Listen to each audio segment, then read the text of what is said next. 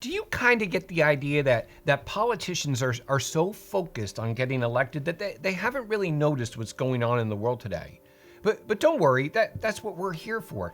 This is the politician's guide to the end of the world. But first, as always, we start with the Laudare mission. With firm faith, I believe and profess everything that the Catholic Church teaches. But for many reasons, the fullness of that message hasn't been getting out lately. What if we, together, set out to learn the faith, to live the faith, and to share this faith, like missionaries of old? What would the world look like in 100 years? Are you a politician? I know you're busy. It's election season and all. You have a lot of speeches to make and babies to kiss. But just in case you were so busy campaigning that you didn't notice it, but it's kind of, well, the end of the world. And you have a very important role to play in all of this. After all, you're the person who's supposed to transform life as we all know it into, well, a brave new world. You're the one to take the initiative to regulate and to systematize global resources for the betterment of all. And who's better qualified for all of that micromanaging than you? I mean, you have the vision and the foresight to construct a new society. But the only problem is that Americans aren't stupid. They know they have rights, and they know their rights come from God. You've got to convince them that rights come not from God, but from you. And to do that, you have to undermine both religion and objective morality. Make people believe that religion is just superstitious nonsense, and what's true for one person might be completely different for someone else. I mean, real truth comes from scientific experts anyways, and that's convenient because if you ever need to change the truth, you can just change the experts. You know, like a new study shows that now masks work. But let's be honest. As a politician, your job is really boring. I mean, 95% of everything that you do is make budgets and pay bills. And I mean, honestly, most people can't stand doing that in their own lives, let alone listening to you blather on about how you can push a pencil better than the other guy. And with that said, you're going to have a really hard time attracting a lot of support to build a successful campaign. You've got to find a way to appear to be exciting and rally all the young people into following you on social media. You need to trend.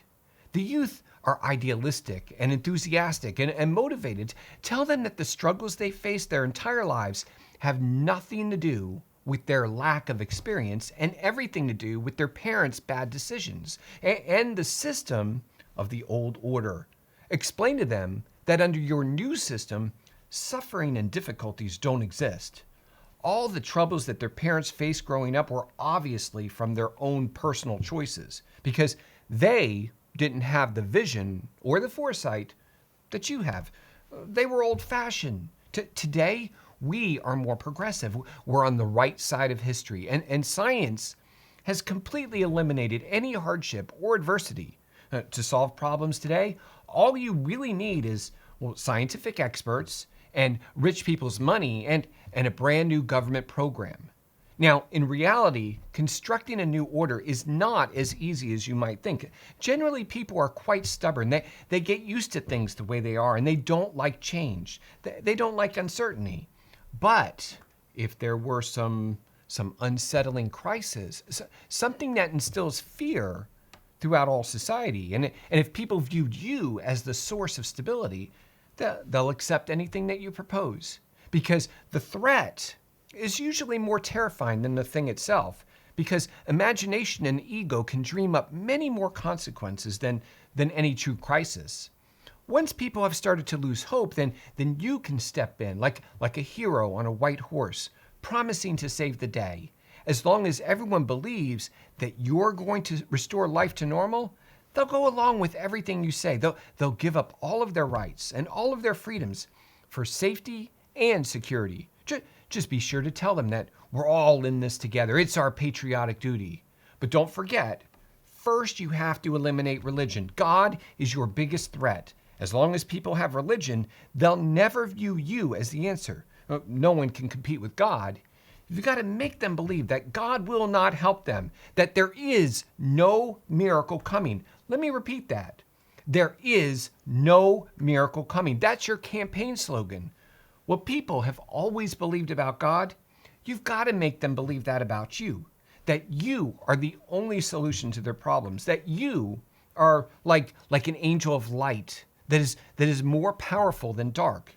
Instead of placing their faith and hope in God, they need to place it in you. They need to view you, not God, as tough, honest, caring, and principled, as someone who will listen, as someone who will be there whenever they need you, as someone who will never let them down, someone who is rock steady, that you are the strongest shoulder they could ever lean on, that you'll be the best friend they've ever had, that you'll love them with all of your heart. I know it sounds cliche, but remember, once society is stripped of all notions of God, they're going to have this hole that needs to be filled. That's your job. They're waiting for you to say these things. They need to hear it. They need you to give them something to believe in. After all, the end of the world is going to be quite difficult. People are looking for a leader who can direct them through this difficult time. Remember, there is no miracle coming. There is no miracle coming. Light is more powerful than dark. We're all in this together. It's our patriotic duty. Click here to watch my other guides to the end of the world. And remember, if we learn this faith, if we live this faith, and if we share this faith, what will the next 100 years look like?